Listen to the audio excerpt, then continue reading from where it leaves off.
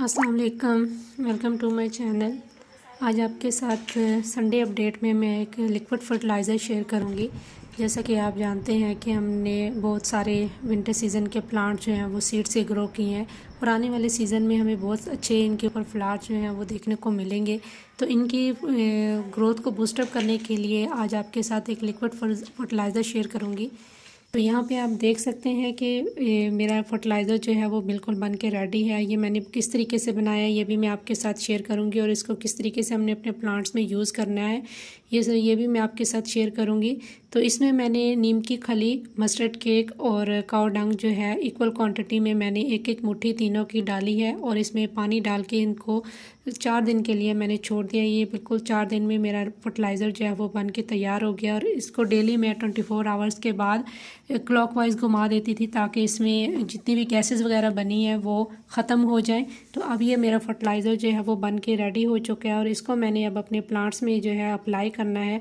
तो देना हमने किस तरीके से है, इसको हमने एक फर्टिलाइज़र का ले लेना है और इसको हमने पानी में डिज़ोल्व करके अपने प्लांट्स में देना है।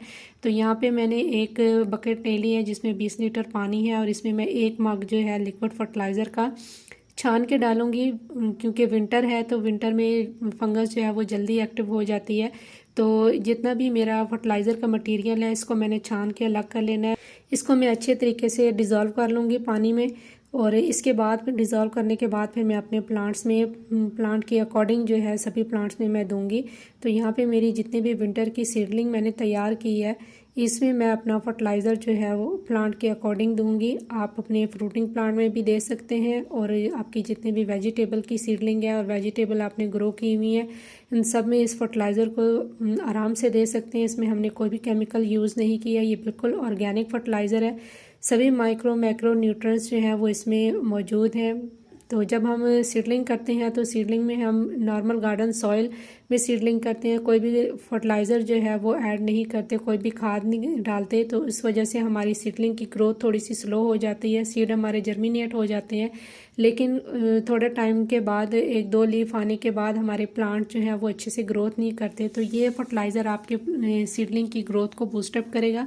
सीडलिंग की जो रूट्स हैं प्लांट की उनको जो है डेवलप करने में हेल्प करेगा। इसमें सारे माइक्रो मैक्रो न्यूट्रिएंट्स हैं। आपके प्लांट्स के लीव्स को लीफी ग्रोथ भी अच्छी होगी और रूट्स की डेवलपमेंट भी होगी। तो बाज़ दफ़ा प्लांट जो है मिट्टी से वो न्यूट्रिएंट्स नहीं मिल पा रहे होते प्लांट को जो उनको चाहिए होते हैं, तो लिक्विड फर्टिलाइज़र से प्लांट जो है रूट के ज़रिए सारे माइक्रो मैक्रो न्यूट्रिएंट्स जो हैं वो ले लेता है और जिससे हमारे प्लांट की ग्रोथ जो है वो बहुत अच्छी होती है। इससे हमारे प्लांट्स की लीव्स जो है उनमें एक शाइनिंग आती है, फ्रूट का टेस्ट जो है वो बहुत अच्छा हो जाता है। जो हमारे फ्लावर हैं फ्लावरिंग प्लांट में जब हम देते हैं तो उनमें फ्लावर का कलर बहुत ज़्यादा ब्राइट आता है। तो इस फर्टिलाइज़र को आप 10 से 15 दिन के गैप से अपने प्लांट्स को दे सकते हैं। तो बस आज के लिए इतना ही। उम्मीद है कि आज की वीडियो आपको पसंद आई होगी। तो इंशाल्लाह फिर मिलेंगे किसी और नई वीडियो के साथ। तब तक के लिए अल्लाह हाफिज़।